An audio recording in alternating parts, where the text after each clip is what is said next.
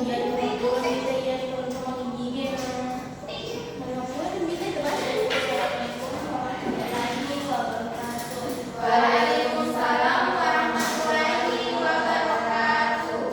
Pertama-tama, marilah kita panjatkan puji syukur kehadiran Allah Subhanahu wa Ta'ala, karena telah memberikan rahmat sehingga kita dapat berkumpul di ruangan ini.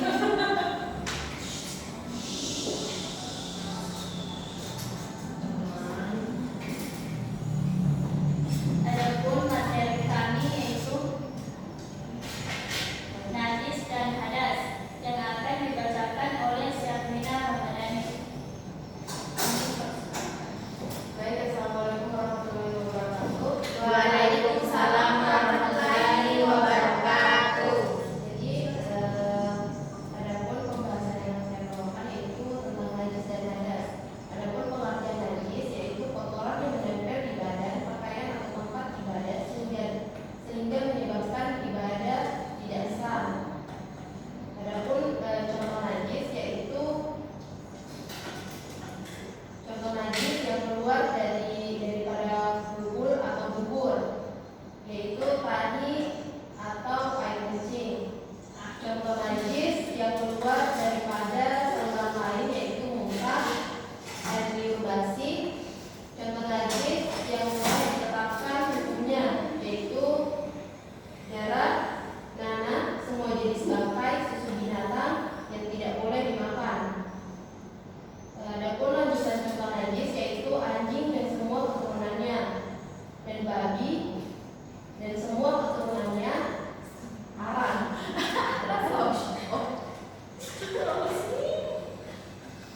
Jenis bangkai yang tidak najis yaitu bangkai manusia, bangkai ikan, bangkai belalang. Bukan najis yaitu taring mata, lumpur, ingus. Macam-macam najis yaitu mukhafafah. Yang kedua adalah mutawasita, ketiga mukhalasa. Yang pertama adalah mukhafafah. Najis mukhafafah ialah air kencing kanak-kanak lelaki berusia di bawah 2 tahun yang tidak makan atau tidak minum sesuatu yang lain selain susu ibu. Mukhafafah yaitu najis ringan. Yang pertama adalah air kencing kanak-kanak lelaki berumur kurang daripada 24 bulan, hanya minum susu ibunya saja. Cara menyucikan najis dari mukhafafah yaitu cukup dengan memercikan air pada benda yang terkena najis tersebut. Mutawasita, najis mutawasita ialah najis sederhana yaitu segala sesuatu yang keluar dari dubur atau kubul manusia atau binatang, cairan yang memabukkan bangkai kecuali bangkai manusia, ikan dan belalang, serta susu, tulang dan bulu dari hewan yang haram dimakan. Lanjutan dari najis mutawasita yaitu tahi kerbau, nanah dan luka. Najis mutawasita terbagi dua, yaitu najis ainiyah, yaitu najis yang dapat dilihat dengan mata kasat, misalnya kotoran manusia atau binatang. Yang kedua adalah najis hukumiyah, yaitu najis yang tidak dapat dilihat dengan mata kasar seperti air kencing dan air kering. Cara menyucikan najis mutawasito guys, dengan basuh menggunakan air bersih hingga hilang warna, bau dan rasa najis tersebut. Najis yang ketiga adalah najis mukhalasa, ialah najis berat. Najis ini terdiri daripada anjing dan babi serta benda-benda yang terjadi daripadanya. Cara menyucikan najis mukhalasa yaitu dengan mensucikan najis tersebut dengan air sebanyak 7 kali dan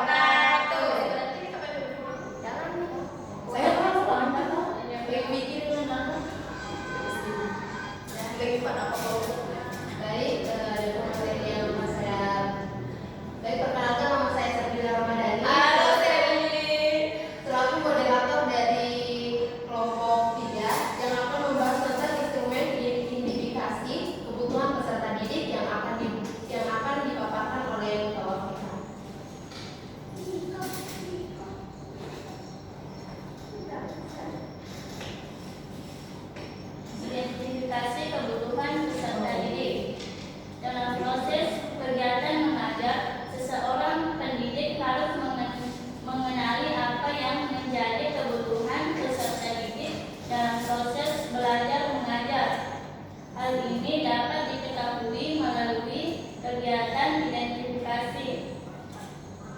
Proses identifikasi peserta didik meliputi pengenalan, kemampuan awal, kelemahan atau hambatan, dan kebutuhan untuk mengikuti pembelajaran selanjutnya.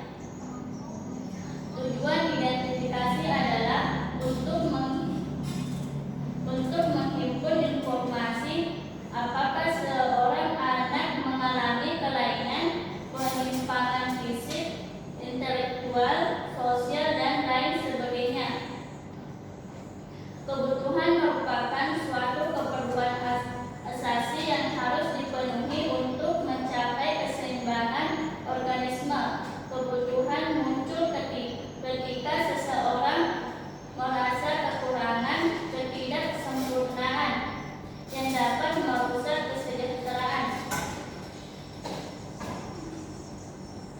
Instrumen identifikasi kebutuhan peserta didik berfungsi sebagai alat untuk mengali informasi terkait dengan kondisi, potensi, dan masalah yang dihadapi oleh peserta didik.